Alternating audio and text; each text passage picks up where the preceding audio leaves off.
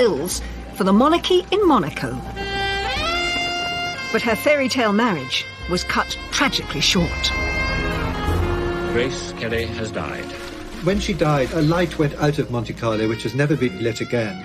Grace's death shocked the world, but it also left 3 grief-stricken children, Caroline, Albert and Stephanie, struggling to forge lives without a mother.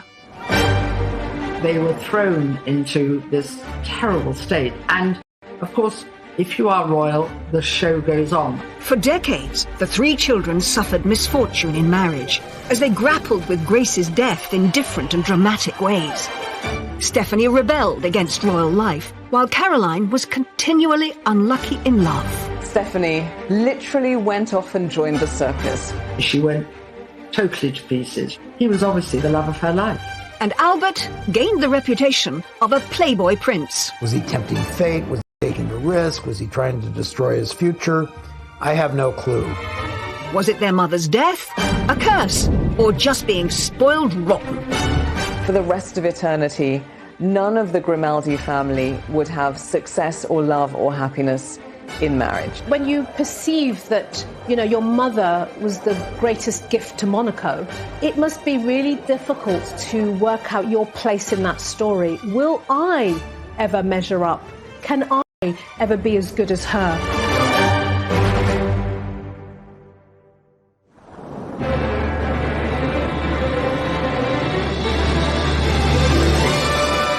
Grace Kelly had 3 children, Caroline, Albert and Stephanie. Born into one of the wealthiest royal families on the planet, their assets are rumoured to be worth over $1 billion. Grace Kelly's 3 children were brought up in a vacuum. They were brought up in a bubble. Their life has been one of fabulous wealth and luxury, polo, lunches, champagne and indulgence. Despite their lives of luxury, there were challenges for all 3. The 3 children have all had their ups and downs. They've all had their fair shares of marital difficulties and tragedy. Every family has its trials and tribulations. The huge difference between ordinary folk and the royal family is that there's this spotlight onto them, and the press is always waiting to expose any of these things. The family suffers from what lots of rich, famous families do. I'd say they have more money than sense. But growing up in the house of Grimaldi might not be the fairy tale it seems. On the 23rd of January, Knight was born. She had to always be the good girl, to observe protocol, to do the right thing, to say the right thing, all at the right time. Grace, because of her own childhood, was a strict disciplinarian, so she spanked her eldest daughter for being naughty, and she once said, "I spanked her every day." Albert came along just over 12 months later. As the first male child, he had a date with destiny, that he would one day follow in his father's footsteps as ruler of Monaco. But it was a fate young Albert struggled to grasp. When asked what he'd like to be, he said he wanted to be a cowboy. He found it very hard to sort of engage an ambition for himself, since his role in life was very much laid out before him. As heir, Albert came under the tutelage of his father, Prince Rainier, said to be far stricter than Grace and often absent, preoccupied with the business of ruling the principality. Prince Rainier was extremely wary of other children and of other families getting close to the royal family at Monaco. He didn't really understand why his children needed friends. Caroline's fond of telling a story about how when they were young, they would pretend they were poor, she and Albert, when they played, so they could be like other children. The fact is, once you're in that fishbowl, you're in that fishbowl, and no matter what people do to try to make your life normal, it's not going to be. Born 7 years after Albert in 1965, Stephanie, the youngest, perhaps experienced a more relaxed childhood than her older siblings. Well, Albert once said that Stephanie learnt very quickly how to wrap her mother around her little finger. I think Stephanie was probably a little bit more spoiled than the others and maybe allowed to get away with a few things. Stephanie was inseparable from her mother. But their close connection meant that, together, they went through one of the most traumatic events to hit the House of Grimaldi. What should have been a simple trip, Grace driving her daughter to the train station, turned into a tragedy that would go down in history. Grace was driving round the infamous hairpin bends of the Corniche outside Monaco when she crashed her car. And so Grace Kelly has died. On the 14th of September 1982, Grace Kelly, Hollywood princess turned real royal, died, aged just 52. Grace Kelly and Stephanie were supposed to be catching a train that would take them to Paris. And they were really excited about the trip. So the little metallic green Rover, very sporty little car, it was full of hat boxes and suitcases. They didn't need a chauffeur because he wouldn't fit. So Grace... Corniche are treacherous. I mean, there's endless winding bends. And people always will come up with conspiracy theories. She may have had a small stroke or something like that, but she lost control of the car. When she came to, she was disorientated. She jammed her foot on the brakes. Now, there's a bit of doubt around this because it might be that she had accidentally jammed her foot on the accelerator and the car went faster. Stephanie reached for the handbrake, but terrifyingly, the handbrake didn't work.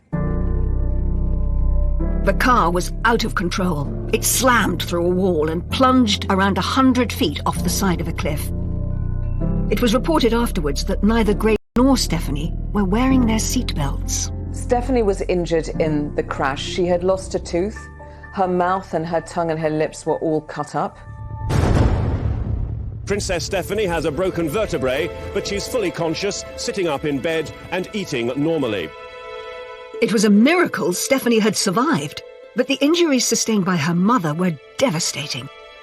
After she was rushed to the Princess Grace Hospital, her health seemed to rapidly deteriorate. She suffered another stroke, and that led to a brain hemorrhage, and she was actually put on a life support machine. Doctors told Prince Rainier and Princess Caroline and Prince Albert that there was no hope for her, so they took the terrible decision to turn off the life support machine. Just one day after the accident, and with her husband of 26 years by her bedside, one of the biggest and most iconic names in Hollywood history, Princess Grace of Monaco, passed away.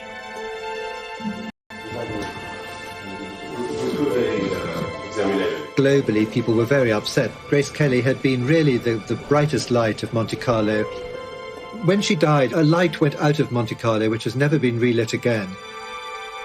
The world was mourning the loss of Grace Kelly, but her 3 children were mourning the loss of their mother, and each would cope in different ways and face unique challenges.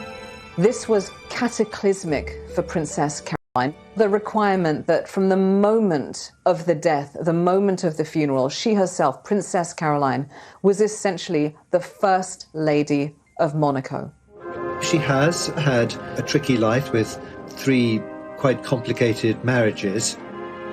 Inevitably, the death of Princess Grace affected Albert. He sought solace in all sorts of things, enjoying himself and going out with different girls. Prince Albert didn't want to grow up. His behaviour was very much of a teenage boy. He'd see a beautiful model, he'd see a beautiful actress, and his attention was with them. The House of Grimaldi was traumatised. But was this down to tells of an evil curse, one that would jinx the family forever? As it's purported to be Prince Rainier I in the 13th century who kidnapped a beautiful maiden, alas, raped her, and she then developed witch-like powers and said that she would put a curse on all future generations born into the Grimaldi family. For the rest of eternity, none of the Grimaldi family would have success or love or happiness in marriage. They've struggled to find lasting life partners. But whether that's a curse or just really bad luck, that's open to debate. The monarchy themselves seem to go by facts and not fiction. Journalist and author Joel Strawty McClure first met Prince Albert in 1988, who told him how the curse is perceived within the House of Grimaldi. He basically said that their family was no different than any other. So he takes it with a grain of salt.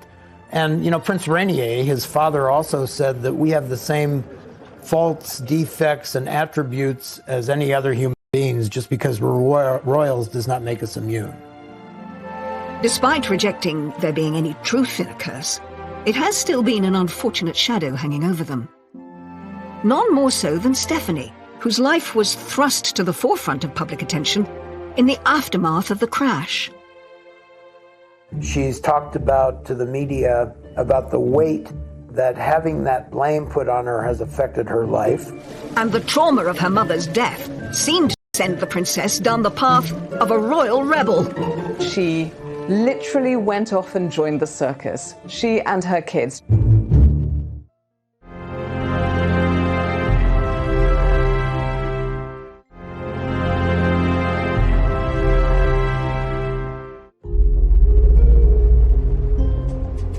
At the age of just 17, Princess Stephanie was thrust into the spotlight as speculation started to spiral that she had caused the accident that killed her mother, Grace Kelly.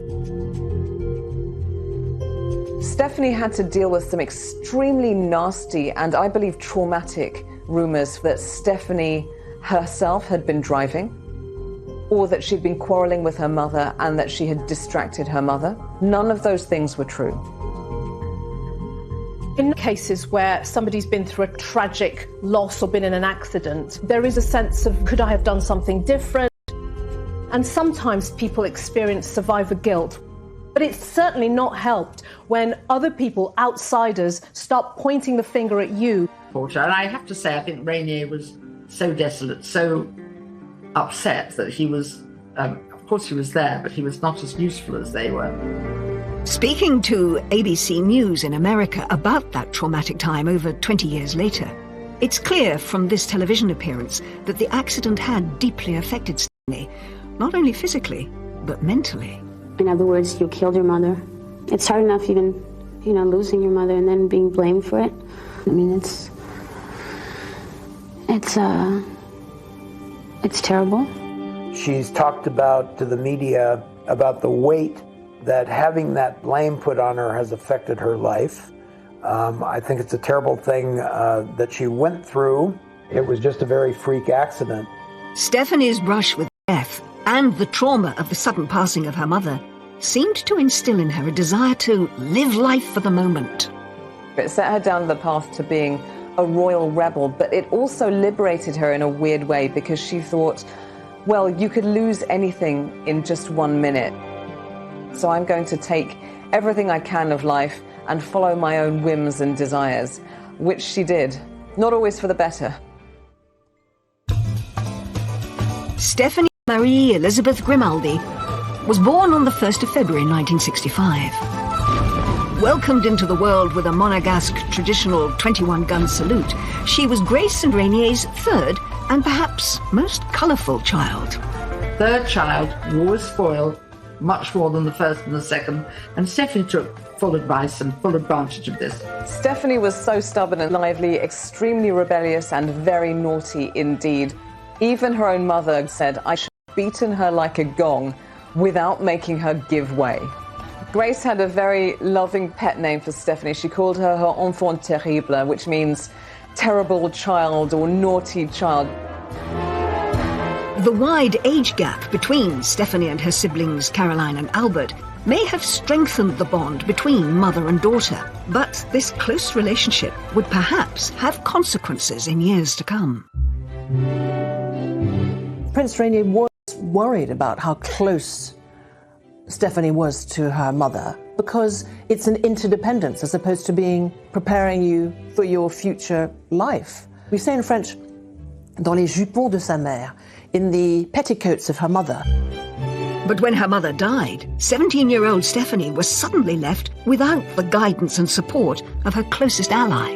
Princess Stephanie was quite insecure as a child and hung on to her mother whenever she could and very much needed her to help her cope with. Stephanie had to face the journey into adulthood without her mother. The princess was keen to get a taste of life outside of the palace. She had the connections, but struggled to find her calling. She tried modelling, then she realised The really interesting thing in fashion probably is to be a designer. There's a lot of boring stuff, as we all know, about work, and Stephanie wasn't used to boring.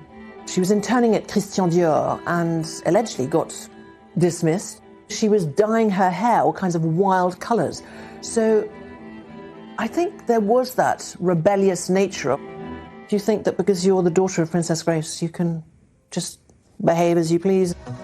With no career choice seeming to stick, Stephanie tried her hand at music. A diversion from the conventional look and path of a princess, Stephanie released her first single in 1986, Urago.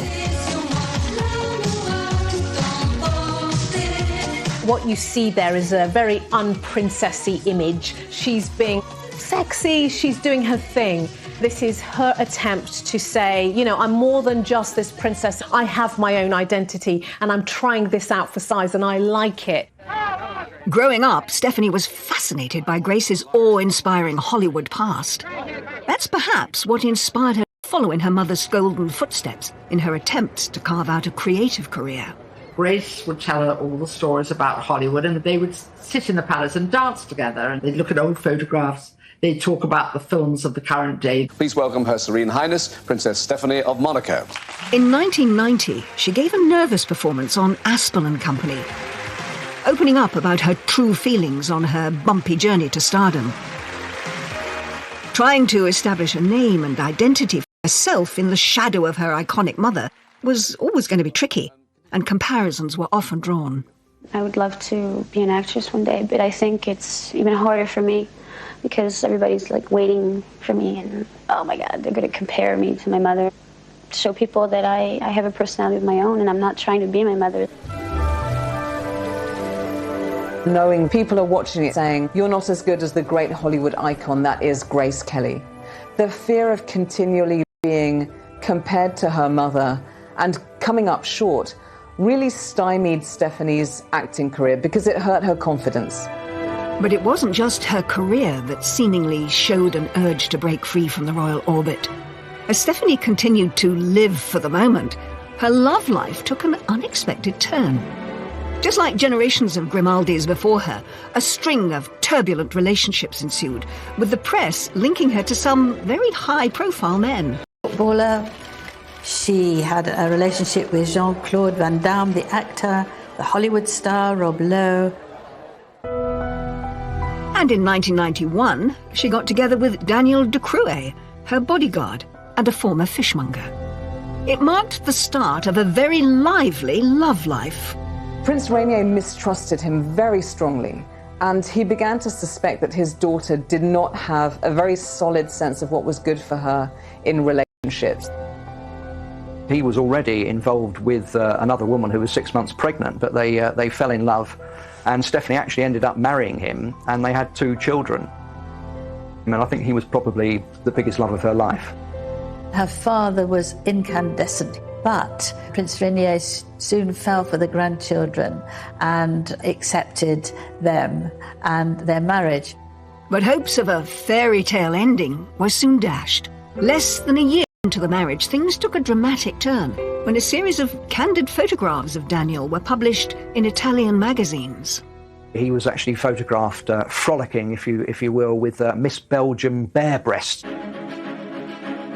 Needless to say, Stephanie wasn't terribly happy about that. The couple divorced in 1996, but in 1998, Stephanie's adventures in love continued with another bodyguard, Jean-Raymond Gottlieb. She had a child with him, a daughter called Camille. The father was not named on Camille's birth certificate, and in fact it was only revealed decades later by the daughter herself on Instagram. She was actually banished by her father to a ski resort to try and recover while the dust settled from the scandal, and then she took up with a Corsican barman. Aged 36, she made another surprising choice and got involved with married Swiss elephant trainer Franco Cani.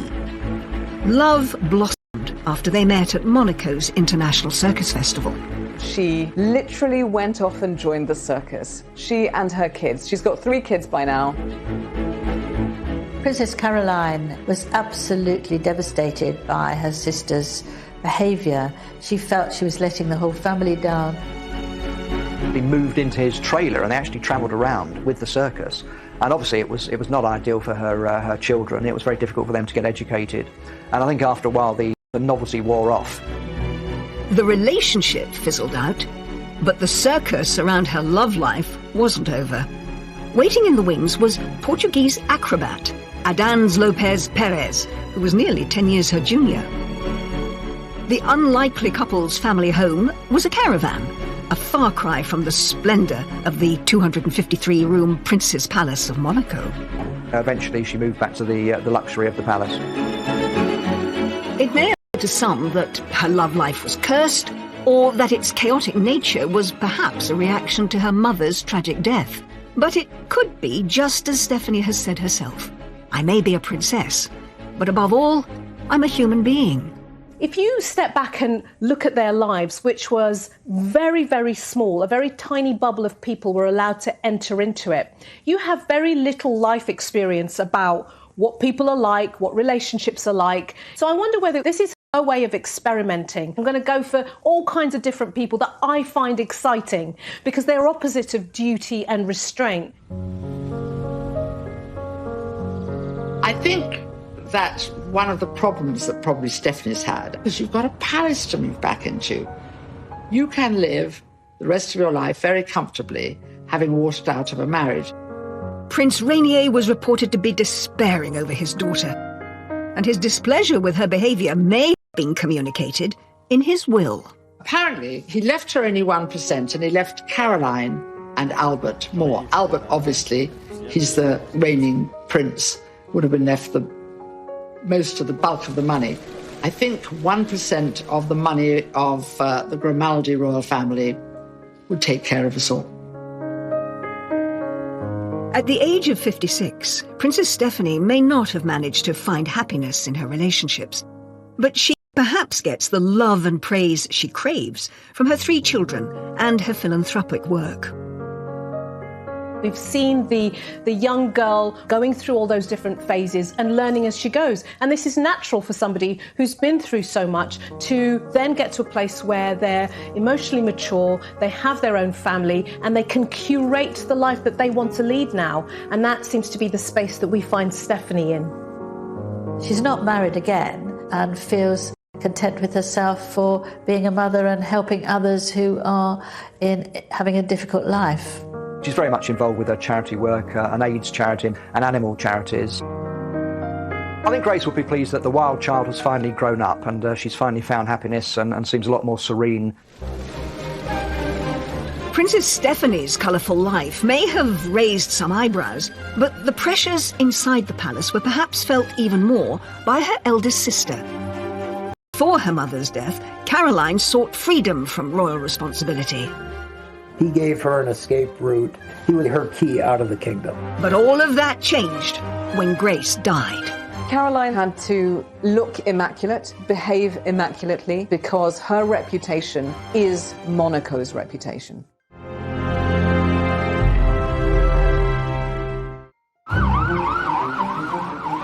Princess Caroline was only 25 when her mother died, and her role in the royal family changed overnight. No one could have predicted that she would have to take the reins so young. This was cataclysmic for Princess Caroline. The requirement that from the moment of the death was essentially the First Lady of Monaco. Eyes of the world were on her and she couldn't put a foot wrong. She immediately had to learn and reflect all of the royal protocol.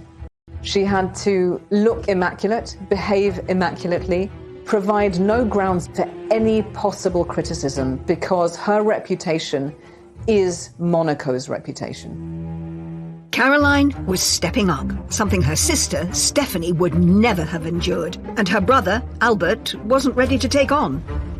Prince Rainier described it as a miracle that after this tragic accident had taken her mother, and sad as she was, Caroline just automatically stepped into her mother's shoes. As Rainier said, she had the spirit of her mother.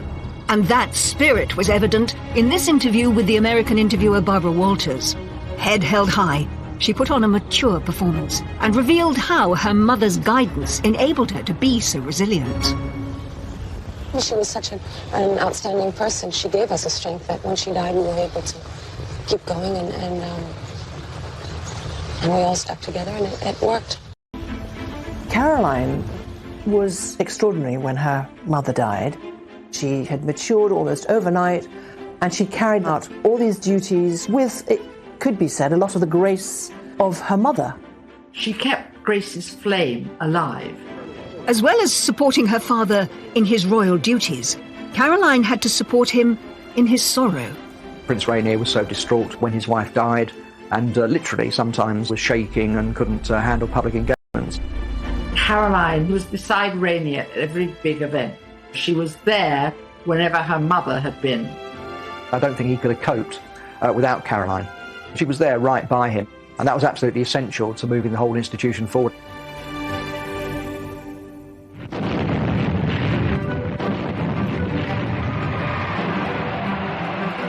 The birth of their first child was a beacon of light for the Grimaldi family.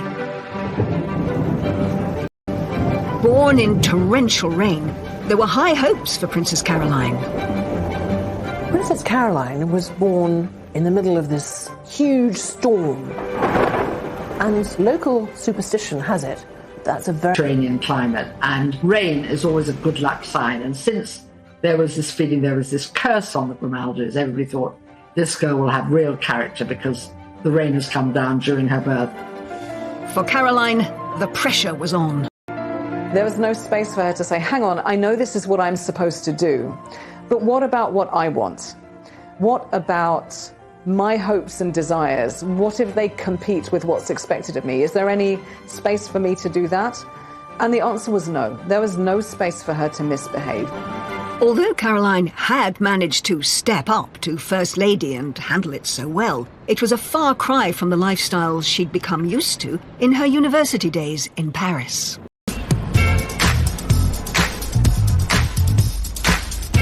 For Caroline, Paris was freedom, exploration. Finally, having lived and left the Monaco Principality, tiny, everybody knows everybody, she really longed to escape. So Paris was her escape. She was finally free of the stiff formality of Monaco and of being a kind of Euro royal where you're expected to behave all the time. She was able to sow her wild oats, and she certainly did. She wanted to get out, she wanted to get away from, if not out of, that fishbowl. But escaping Monaco didn't deliver the freedom Caroline had hoped for. She was photographed by the paparazzi all the time, smoking and drinking and cozying up to her friends who were also equally glamorous and well-appointed. Having a good time as a young, talented, privileged woman is not some sort of crime, but she was painted as a party animal in a negative way. Caroline, in that famous interview with Barbara Walters, gave her side of the story. When I was 18, 19, like every kid my age, I used to go out to disco on Saturday night, which I don't find astounding in any way. I went out far less than anybody in my generation, but people think that I lived in nightclubs and parties, and it's silly. It's so untrue.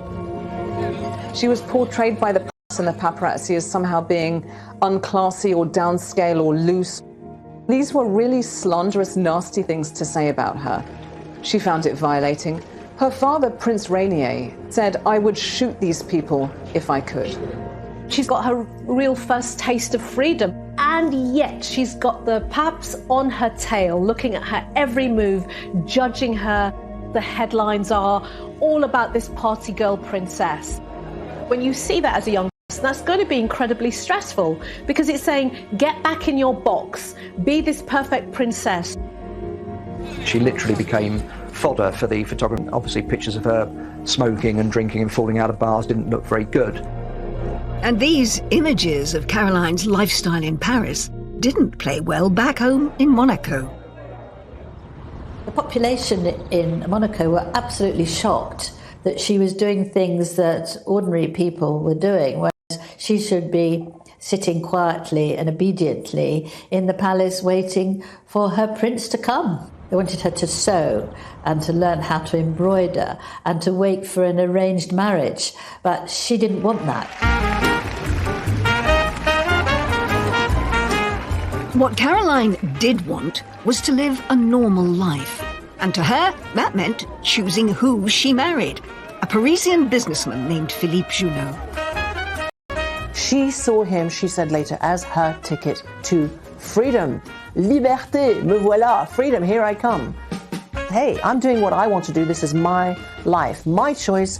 Instead of being under the control of my parents in the small principality, guess what? I'm in Paris and I'm living my life.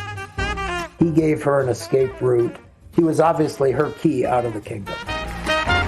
The royal family organised the wedding, which was attended by over 600 guests and celebrities from all over the world. After this lavish public event, Princess Caroline and Philippe Junot escaped to Scotland for their honeymoon and some peace and quiet. The wedding was obviously publicised all over the world. Were you very happy with the way that it went eventually? Yes, we were. We really enjoyed it, and it was really beautiful.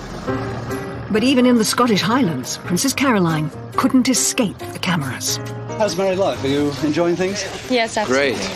And how do you like Scotland? Oh, it's beautiful. First time we're here, so it's really lovely. It's beautiful. What we saw up to now was great. The press intrusion did not let up. Later, Caroline would channel her energies into fighting for her right to privacy. She actually took action to the European Court of Human Rights to try and get a privacy agreement so that she could be left alone and other members of her family, and that was actually upheld.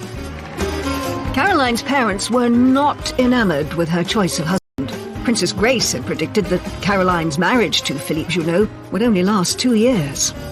Well, what happens is that mothers are often right because they've own experience, and Princess Grace was quite convinced that the marriage would not last more than 2 years, and she was spot on. It didn't. When that marriage went south, I think her parents were very relieved. Junot was seen as the antithesis of what both Grace and Prince Rainier wanted for their daughter. She went into it very young, parents, and it had disaster written all over it from the beginning. Princess Grace said it's good that she had a failed first marriage. Now she can have a successful second one. But Grace would not live to see that success. The second marriage would come in 1983, when a young Italian, Stefano Casiraghi, entered Caroline's life. He too was an aristocrat, very distinguished, very moneyed, very debonair. She has described him as the love of her life. Stefano Casiraghi was a businessman. He had his fingers in several pies. In fact, one of them was a shoe business, and Caroline joked that she was delighted because she loved shoes, and he got some specially designed for. She finally found happiness in someone who allowed her the best of both worlds. She could continue her duties in Monaco, but also live the normal family life she had longed for. He understood her role in Monaco. He understood that she needed to shine. She was a famous face they all recognized, a familiar face that they all admired, a woman who had a life that she had to continue with, and he supported her in all that. Caroline might have found the love of her life, but her father was less impressed. Stefano Casiraghi was younger than Princess Caroline, Italian, and had a reputation that did not please her father, but I'm not sure any man would have pleased Prince Rainier. Despite her father's issues, Caroline and Stefano married in December 1983. In contrast to her first marriage to Philippe Junot, which had all the bells and whistles, 600 people attending, this marriage was very low-key, civil wedding with only 20 people. The marriage was a success. Caroline and Stefano were happy. They had 3 children, Andrea, Charlotte and Pierre. Had Caroline managed to break the Grimaldi curse? I think Caroline settled into motherhood very easily, and I think in some ways it helped that she had 3 children very quickly, because it really made her, in the eyes of the public, a mother figure, and I think people were able to see her in a different light. They were probably some of her happiest years. It was, for her, like a dream come true. He was a great companion and a great husband from her point of view. He was quite happy to be in the background, but a great family man. The children all adored him. Caroline was in the midst, when she married Stefano Casiraghi, of being Monaco's first woman. And that role would not end, of course, until Prince Albert took a wife, and those obligations were shared, if not dropped. I think that she continued willingly to fulfill her princessly obligations to the country, a mother, but she fought on. She did what she was supposed to do. In October 1990, Stefano was competing in a powerboat race in Monaco, a sport at which he excelled. Usually, Caroline would be cheering him on, but that day she had an important meeting in Paris. She decided to go to Paris and approach her first husband, Philippe, and ask if he would agree to an annulment. Princess Caroline wanted the annulment because she had found a man she really loved, she had his children, and she wanted to move on. She wanted to draw a line under her past life. She wanted her children to be recognized by the church instead of considered illegitimate.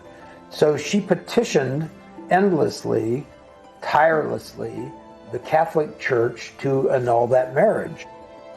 In the eyes of the Catholic Church, Caroline was still, technically, married to her first husband. Though they had both gone through civil divorce, they hadn't got a Roman Catholic nullification through. The Roman Catholic Church works very slowly. And she'd hoped that Juno, who by then also had remarried and had a child, would be very keen for this to happen as well. Whilst in Paris, Caroline could never have predicted the events that would follow. Back home in Monaco, there was about to be yet another twist in Caroline's tale.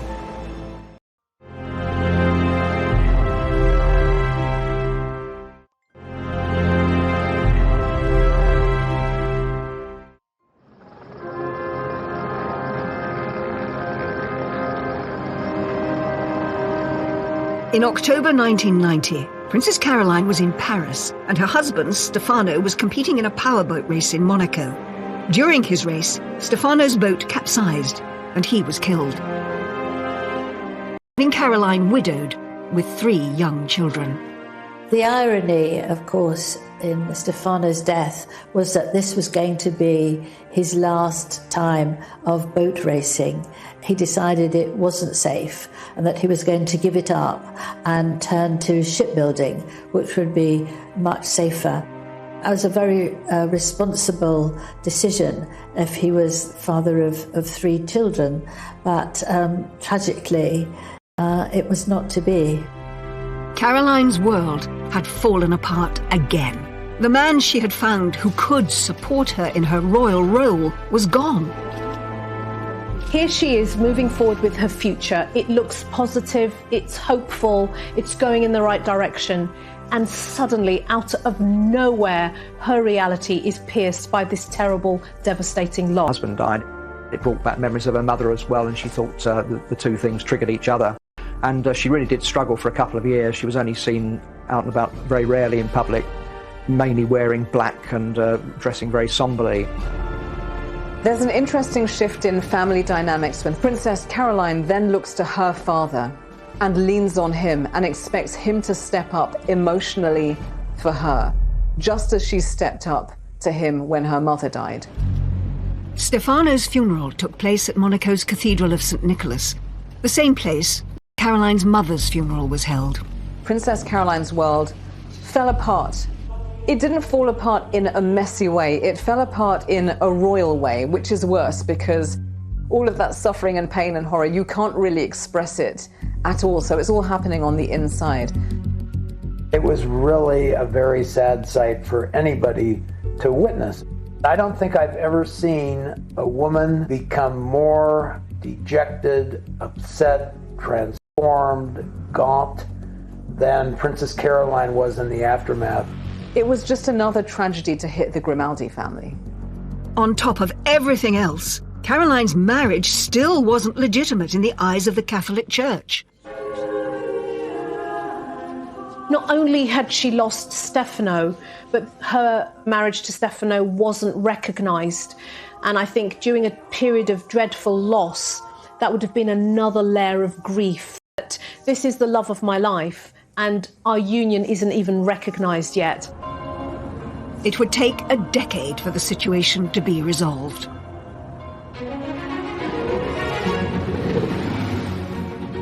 Just as Caroline began to get back on her feet again, an old acquaintance, Prince Ernst August of Hanover, came back into her life. Another shot at marriage was on the cards. He is royal as they come. If you look into his family background, it pretty much goes back as far as the Roman Empire.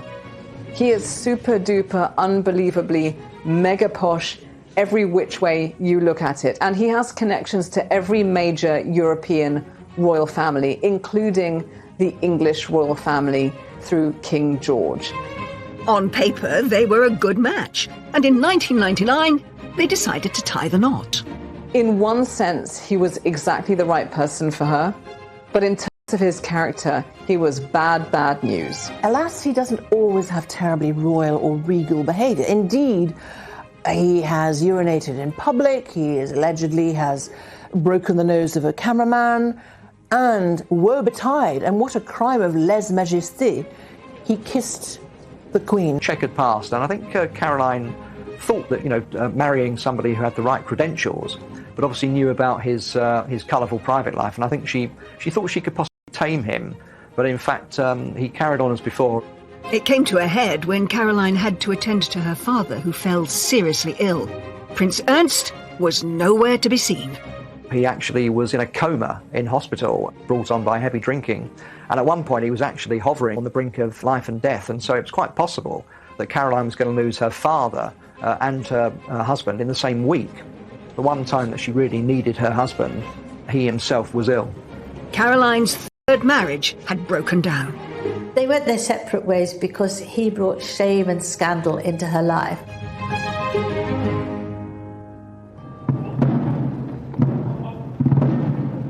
Meanwhile, Caroline was still saddled with the responsibilities of being First Lady of Monaco.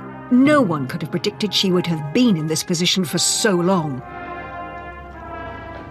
I think Prince Albert felt very pressured by his older sister, Princess Caroline, who wanted to relinquish the role of First Lady of Monaco.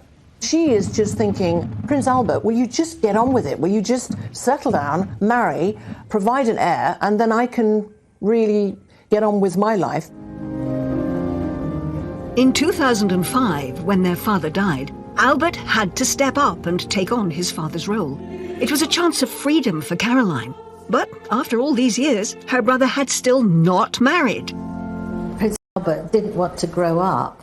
His behaviour was very much of a teenage boy. He'd see a beautiful model, he'd see a beautiful actress, and his attention was with them. And his poor sister had to fill in for him a lot of times and be there for him. The credit to Princess Caroline that she was required to maintain face all the time, and she did. She did her duty. Caroline could have been freed from her duties if Albert had found a wife sooner. As early as 1985, when Albert was only 27, he was already being asked the question that would define the public perception of him for many years to come. It was a question Albert grew tired of, etched on his face in this Barbara Walters interview. I have to ask you that question you must be so sick of. You know what it is? Yes, I'm ready. Why don't you ask it and answer it? The question is, what about marriage? The answer is, I don't know. It was very interesting in Barbara Walters' interview with Prince Albert because he didn't like the question and he dodged it. He didn't. My wonderful sister has given up so much for me. He could do what he liked, he could say what he wanted. As long as his sister was stepping up to be First Lady, he didn't have to bother. Was the reason that Albert wouldn't settle down? Would his playboy lifestyle eventually get the better of him?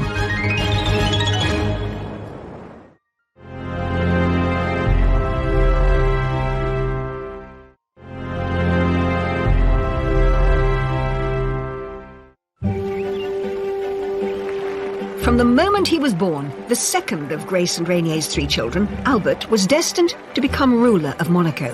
But from an early age, it was clear it was something he wasn't necessarily looking forward to. You can hear from his own mouth Somebody who's saying, I just wanted to be a cowboy. I found doing the royal stuff boring. So you've got this real tension between born to rule and I just want to do my own thing. And that, I think, we see play out in his life. It was a feeling that spiralled after his mother died, when he was just 23. Albert was delighted that Caroline stood up to take the bulk of the family's royal duties. I always remember Prince Charles once saying that when it finally dawned on him that he was going to become a future king, it came as the most tremendous shock, and it must have been a tremendous shock for Prince Albert as well. And I think that's something which lives with them, and they try and forget about it for a while and pretend it's not happening. As long as his sister was stepping up to be First Lady, he didn't have to bother. Also knew that he did have a number of years where he could let his hair down. He didn't have much hair, but he could let his hair down. In particular, Albert compensated for the monotony of royal duties with the kick of adrenaline. He was a marksman, he was a very good swimmer, he actually took up judo, he became a judo black belt, skiing, and he actually took part in the Paris to Dakar rally, although he didn't actually complete it. And in fact, he's the only royal that I know of who's actually been to the North Pole. So he was quite an action man. Albert may have been inspired by his grandfather's sporting prowess. Grace's father, Jack Kelly, had won 3 gold medals in rowing across the 1920 and 1924 Olympics. Albert also had Olympic ambitions, but his involved a lot more speed. Prince Albert was interested in bobsledding because he said that it gave him a buzz and it made him feel as if he was alive. Albert established Monaco's first ever bobsleigh team, despite the Principality having no snow and no mountain. Championships. It wasn't easy at first, people couldn't even spell the word bobsleigh, let alone know anything about it, so we've come a long way. Albert competed in 5 Olympics, never coming higher than 25th. I spent a lot of time with Albert the bobsledder, and I felt that he was taking this as seriously as any athlete would take a competition. I was quite impressed. The sense of participating in an international event, especially a winter event, from a Mediterranean country, was really quite exciting for them. But when it came to ways of postponing responsibility, Albert's love life, as it was for his sisters, was perhaps even more adventurous than his sports. I can remember doing a story for Cosmopolitan magazine in 1990 titled "Prince Albert is Available." At that point, he was considered one of the most eligible bachelors in the world. He was linked with many, many girlfriends, Brooke Shields, Naomi Campbell, Claudia Schiffer, and many others. He was having a fairly hedonistic lifestyle and trying to forget that his destiny was eventually to take responsibilities. The prospect of Albert knuckling down and finding a wife to take on Caroline's duties as First Lady seemed remote. In 1987, former Playmate model and German actress Bea Fiedler claimed Albert was the father of her child Daniel. There was a certain amount of controversy about where the DNA for the testing had come, and a judge actually threw that case out, so that wasn't proven. Albert's risky behaviour seemed tailor-made to spice up what he described as boring royal duties. But it was clear his Hollywood mother's life and death also weighed heavily on him. What a fate to have Grace Kelly as a mother. I mean, that beauty, that charm, that vivid intelligence, that charisma. I think that Albert must have felt both the weight of the expectations on him and the public role that he was absolutely, clearly expected to play. I think what he got from his mother was not anything she said, but who she was and the way she carried herself and the way she herself had adapted to becoming Princess of Monaco. He certainly has a sense of calm and lack of drama and acceptance of things that seems to have come more from his mother than from his father. He certainly has a greater sense of equanimity than his sisters do. When you perceive that, your mother was the greatest gift to Monaco and was this beautiful, incredible actress who became, if you like, the perfect princess, it must be really difficult to work out your place in that story. Will I ever measure up can I ever be? In 2005, he was still unmarried and Caroline was still First Lady. Just 6 days before his accession came another bombshell that hinted that Albert wasn't going to settle down anytime soon. Prince Albert officially acknowledged that he was the father of 22-month-old Alexandra, an out-of-wedlock son with former flight attendant Nicole Coast. Well, there have been rumours before about love children, and he denied it. Another illegitimate child resurfaced in the week before he was actually going to be enthroned. And then subsequently the paternity suit actually turned out to be true. Albert was forced to go onto French television and face up in this stiff and uncomfortable interview. J'ai été extrêmement choqué par la façon dont cela a été traité et le moment tout à fait inopportun. Et vous attendez à d'autres révélations ou à d'autres campagnes de cette nature, puisque ça peut donner envie. Je sais qu'il y en a et qu'il y a d'autres personnes qui font les mêmes, présentent les mêmes, à peu près les mêmes cas.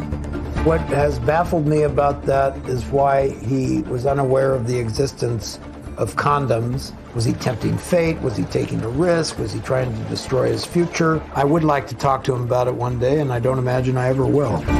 Albert reportedly provided Nicole with $12,000 a month in financial support, as well as a $2.5 million house in the south of France. Alex would keep the Grimaldi name, but could not succeed Albert. I wonder whether in that position, he had no choice. It seemed like Albert might be about to put his Playboy past behind him, but it wasn't long before more revelations surfaced.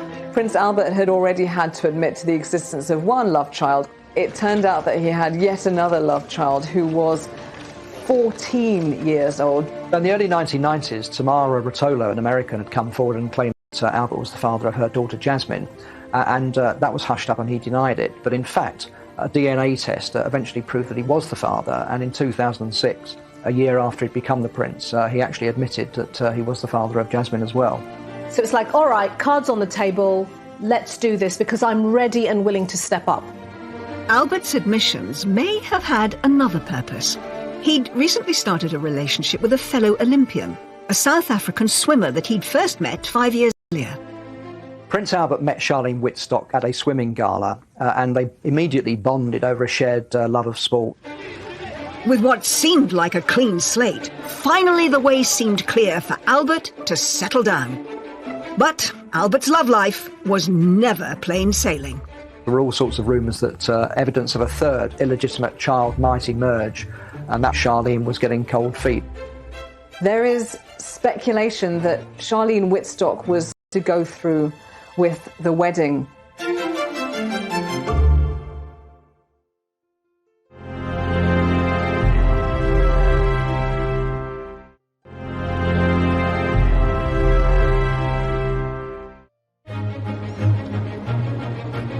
By 2010, all three of Grace Kelly's children, now in their 40s and 50s, had spent their entire adult lives cursed by an inability to find a happy marriage.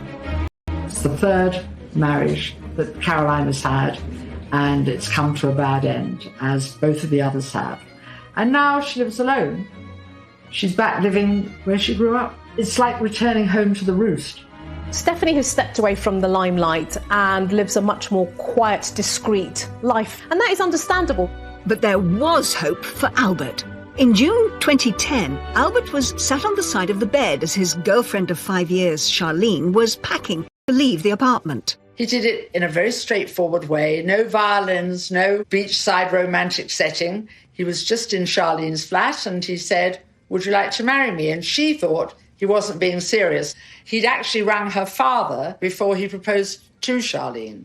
He chose the timing very badly. He rang Charlene's dad when there was about to be a very big football match in the World Cup, South Africa versus France. Her father congratulated him and said, "That's great, I now have to get off the phone. There's a football match I want to watch." I don't know at the time if he immediately knew that this is the woman I want.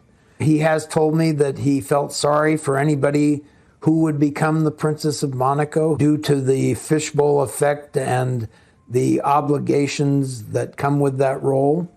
But he obviously waited a long time before he chose someone and was sure after a number of years that she was the one. I think in retrospect, That was his timetable.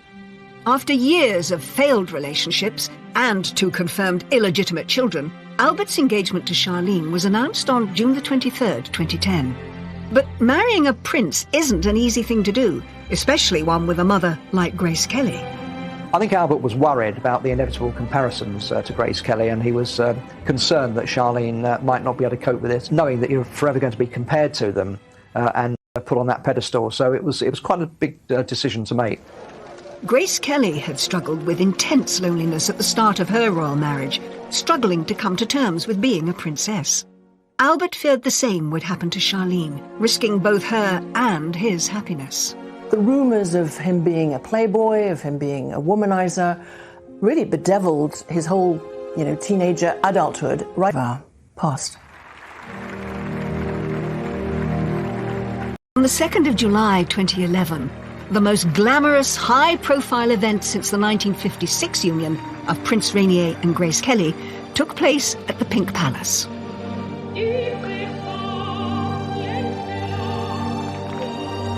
It was a spectacular affair. There was entertainment by Jean-Michel Jarre and the Eagles, and it was reckoned that the whole thing cost about $65 million. It was quite an extravaganza.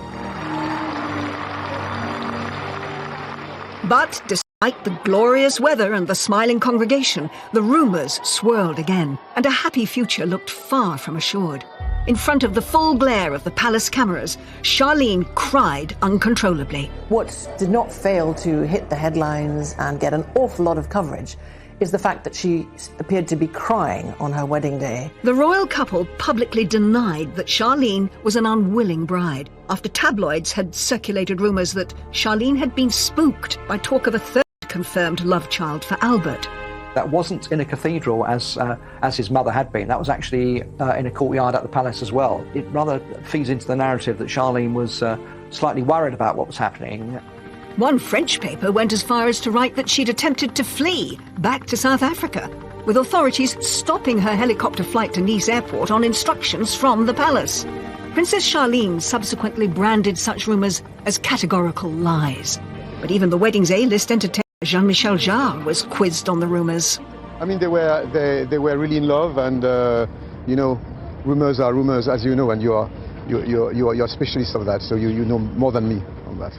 Charlene and Albert successfully sued the Sunday Times and received an apology for claiming that the wedding wasn't genuine. And they chose this show to provide a forceful denial. So why would we go through all this effort to have this fantastic, couple of days and have our most intimate, dearest friends come and join us, for us to be reluctant? That was also a wonderful opportunity for them to ride on something in a negative spin because people would buy.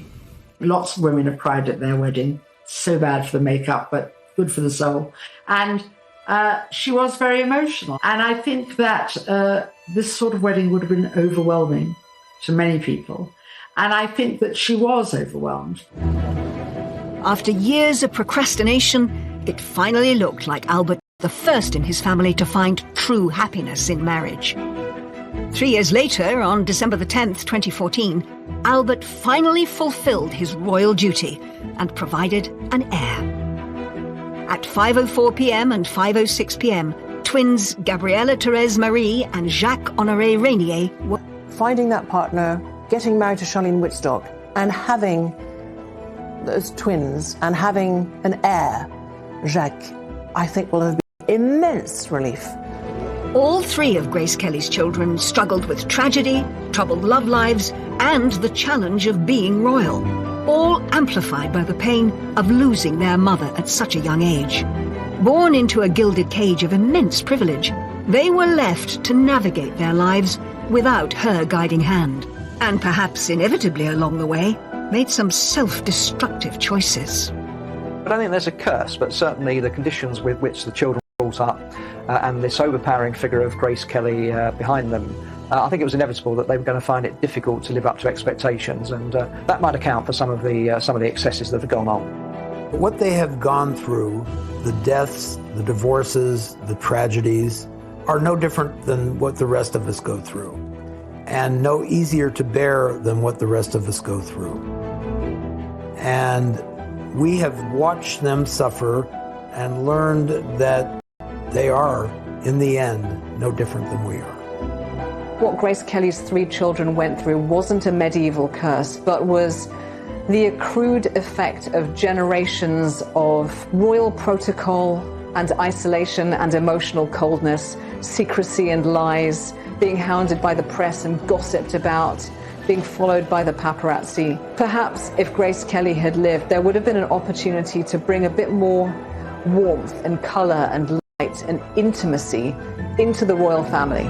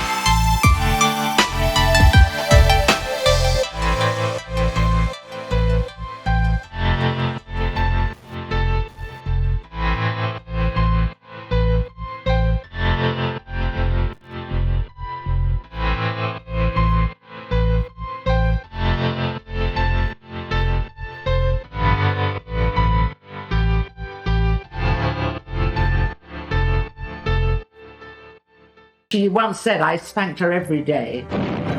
Albert came along just over 12 months later.